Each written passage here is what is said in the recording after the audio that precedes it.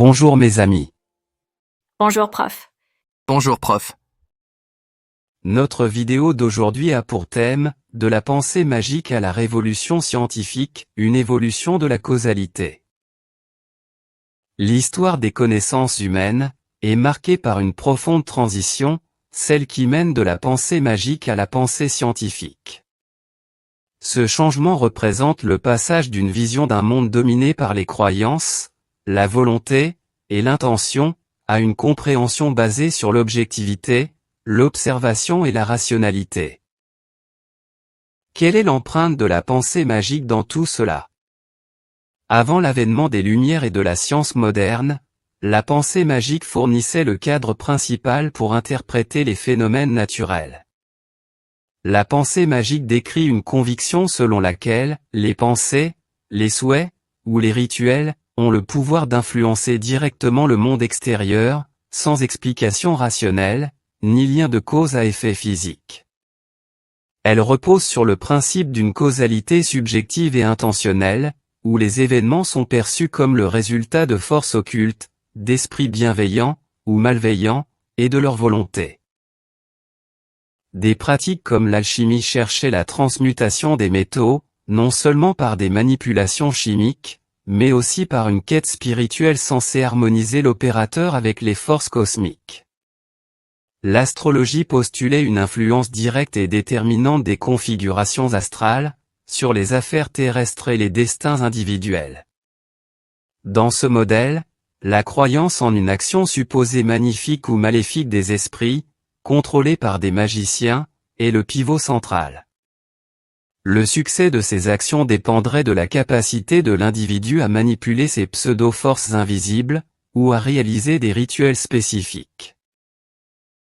Il est fascinant de noter que cette période de transition, 16e et 17e siècle, n'avait pas un clivage net. Certains des plus grands esprits qui ont initié la révolution scientifique conservaient un pied dans l'ancienne mentalité.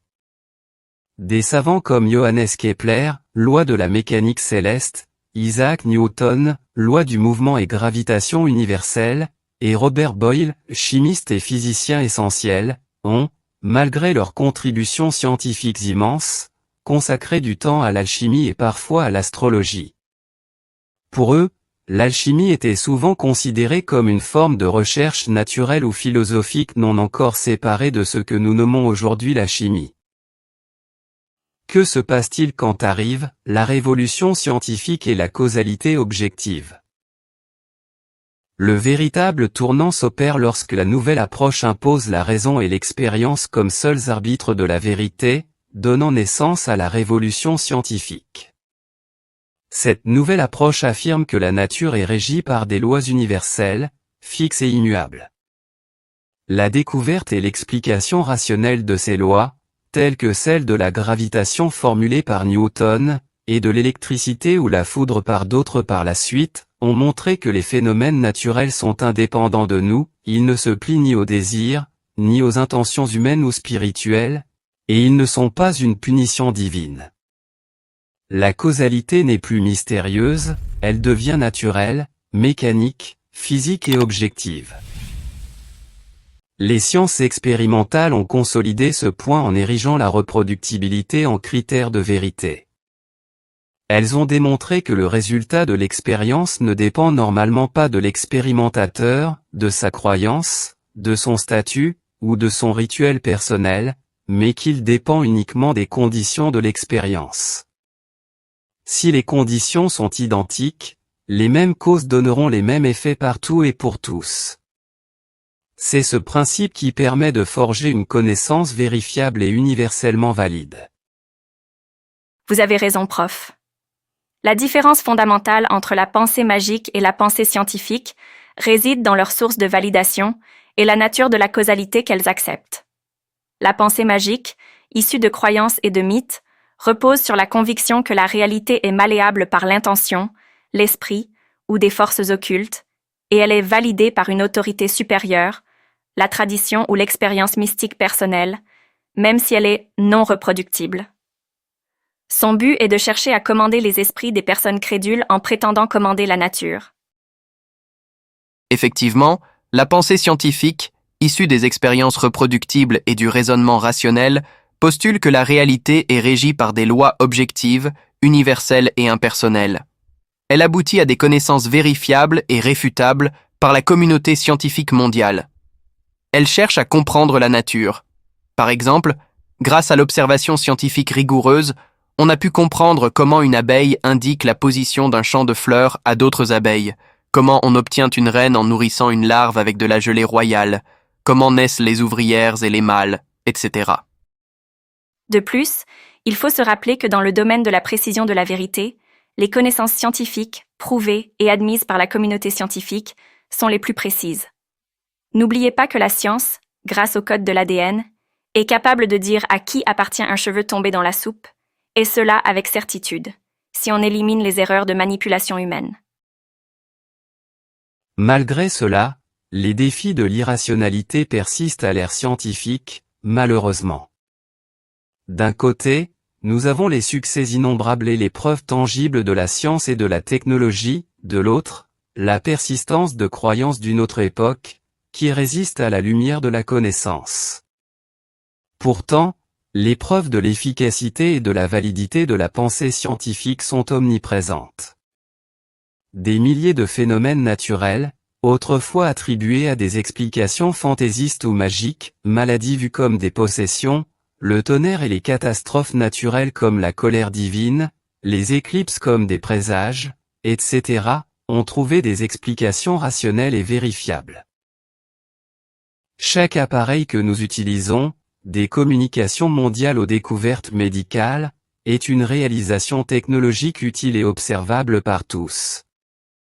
Ces réalisations sont le fruit direct de l'application des lois de la nature, découvertes par la méthode scientifique.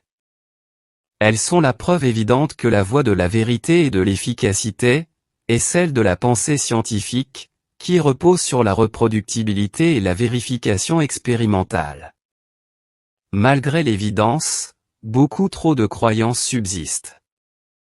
Et plusieurs facteurs expliquent cette résistance à la rationalité. La science explique comment le monde fonctionne, mais elle ne répond pas toujours au pourquoi ultime de l'existence. Les croyances, religieuses, spirituelles, ou magiques, offrent souvent un réconfort émotionnel et un sens immédiat face à l'incertitude, à la maladie ou à la mort.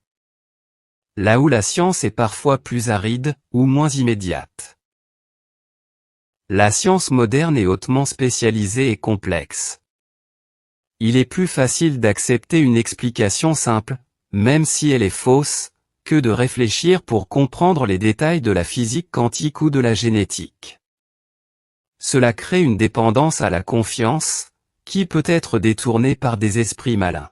L'ignorance est souvent cultivée activement car elle est un outil puissant pour le contrôle et l'acquisition d'intérêts. Les charlatans vendent de fausses cures, les astrologues vendent de fausses prédictions.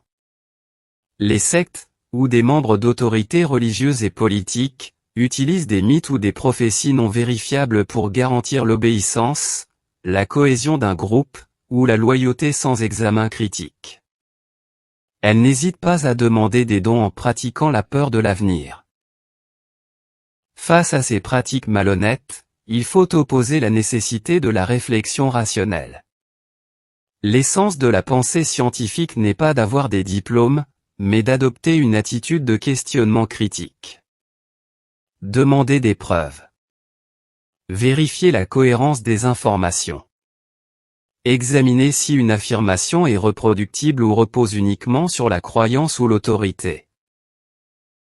La lutte contre l'obscurantisme, qui prêche l'ignorance pour contrôler les esprits, c'est donc moins une guerre contre le manque d'informations, qu'un combat pour le développement de l'esprit critique et l'éducation à la méthode scientifique, permettant à chacun d'être son propre arbitre de la vérité. Le plus souvent, il suffit d'observer et de réfléchir. Merci prof pour ces éclaircissements. Merci à vous aussi qui avez regardé cette vidéo jusqu'à la fin, et à la prochaine avec un autre sujet.